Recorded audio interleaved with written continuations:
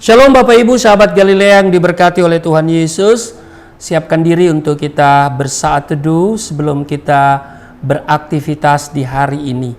Kita bersyukur Tuhan bangunkan kita dengan kekuatan baru, tentu dengan semangat untuk dapat melakukan seluruh aktivitas di hari ini. Mari kita berdoa. Segala kemuliaan hanya bagimu, Allah, di dalam nama Yesus Kristus. Dikuduskanlah namamu, datanglah kerajaanmu, jadilah kehendakmu di bumi seperti di surga. Kami bersyukur buat kebaikan Tuhan yang kami alami, di mana Engkau sudah menjaga, menyertai dan memberkati istirahat tidur kami di sepanjang malam yang telah berlalu. Dan oleh rahmat-Mu saja kami ada di hari ini. Sebelum kami beraktivitas, kami hendak baca, dengar, renungkan firman-Mu. Kiranya firman-Mu akan memberi kekuatan bagi kami di hari ini. Firman-Mu akan memberi semangat untuk kami melangkah di hari ini. Kami tahu apapun yang terjadi hari ini, Tuhan tidak akan pernah membiarkan meninggalkan kami. Sebab itu, urapilah kami, buka hati pikiran kami, supaya apa yang kami baca, kami dengar, tidak untuk kami lupakan, tapi itu termaterai dalam hati kami dan menjadi rema dalam hidup kami. Urapi juga hamba-Mu yang tidak ada apa-apanya. Di dalam nama Tuhan Yesus. Haleluya. Amin. Bapak Ibu, satu ayat di 1 Korintus 15 ayat 4. Bahwa ia telah dikuburkan dan bahwa ia telah dibangkitkan pada hari yang ketiga sesuai dengan kitab suci. Bapak Ibu, saudara-saudara, sahabat Galilea yang diberkati oleh Tuhan Yesus, kebangkitan Kristus dari antara orang mati adalah sebuah kebenaran terbesar. Alkitab berkata, ia telah dibangkitkan pada hari ketiga. Inilah jawaban satu-satunya terhadap persoalan kematian yang ditakuti manusia. Melalui kebangkitan Yesus Kristus, Dia mengalahkan iblis, mengalahkan dosa, dan juga sekaligus mengalahkan maut. Kebangkitan Yesus dinubuatkan sejak dalam Perjanjian Lama. Yesus sendiri memberitahukan bahwa sesudah penyalibannya, Ia akan bangkit kembali. Yesus menyatakan kepada murid-muridnya bahwa Ia harus pergi ke Yerusalem, lalu dibunuh dan dibangkitkan pada hari yang ketiga. Itu bisa dibaca di Matius 16 ayat 21, Matius 17 ayat 22 dan 23. Nah, Bapak Ibu, sahabat Galilea yang diberkati oleh Tuhan Yesus, setelah penyaliban, kematian, dan kemudian dikuburkan dan dibangkitkan kembali pada hari yang ketiga, Yesus menampakkan diri kepada Petrus, lalu kepada ke-12 muridnya, kemudian kepada 500 orang sekaligus, juga kepada beberapa orang lain lagi, dan terakhir kepada Rasul Paulus sendiri. Itu sudah bisa baca di 1 Korintus 15 ayat 6, 7, dan 8. Nah, pertanyaannya bagi kita hari ini adalah, apa beda makam Yesus dengan makam tokoh-tokoh yang lain? Saudara, kita tahu bahwa piramida di Mesir itu berisi jenazah para Fir'aun yang terkenal. Taj Mahal di India berisi jenazah permaisuri raja.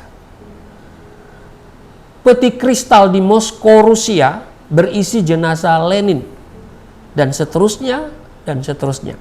Nah, sementara makam-makam lain berisi jasad para raja, pemimpin agama, orang-orang termasyhur, sampai orang biasa yang sudah mati dan tetap mati.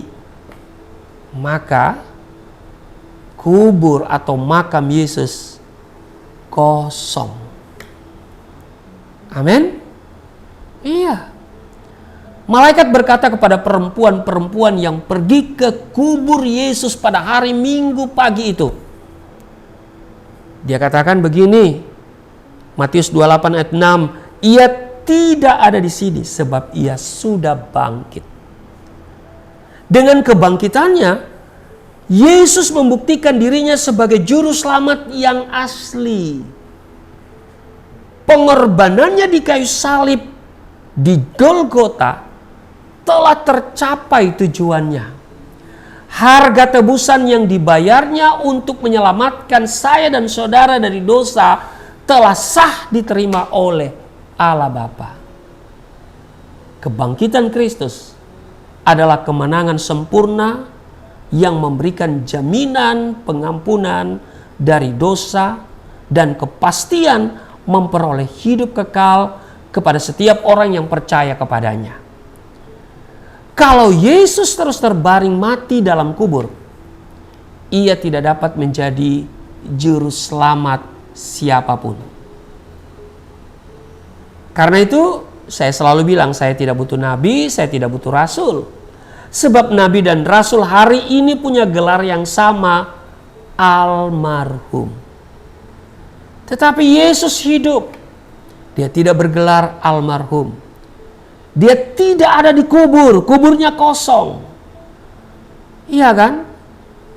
Sebuah makam yang tidak terbuka tidak akan pernah dapat membuka pintu surga. Karena makam atau kubur Yesus terbuka, maka pintu surga pun terbuka bagi setiap kita yang mau menerima Dia sebagai Tuhan dan Juru Selamat. Jika ditanyakan kepada saya, apa yang membuat saya mengambil keputusan untuk percaya kepada Yesus Kristus dan mau menjadi orang Kristen? Maka jawaban saya singkat dan tegas, jelas. Karena Yesus hidup. Ya, karena Yesus hidup. Itulah dasar iman kita yang teguh. Sekali lagi, karena Yesus hidup. Saya tidak butuh nabi, saya tidak butuh rasul. Nabi dan rasul boleh banyak, tapi juru selamat hanya satu. Nabi dan rasul punya gelar yang sama, yaitu almarhum. Kuburnya tertutup dan mereka menunggu kedatangan Kristus sehingga kubur itu terbuka, tapi kubur Yesus kosong. Dia hidup. Inilah dasar iman Kristen. Amin. Kiranya kebenaran ini bisa kita terima dengan baik. Tuhan Yesus memberkati. Mari kita berdoa.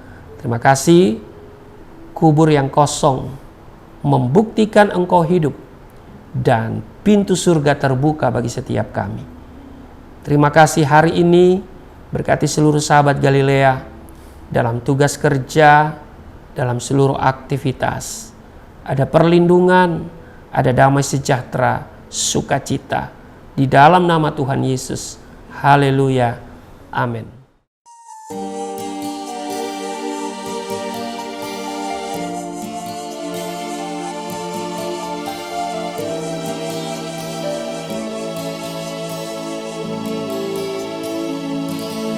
Bapa kami yang di surga, dimuliakanlah nama-Mu. Datanglah kerajaan, jadilah kehendak-Mu di bumi seperti di surga.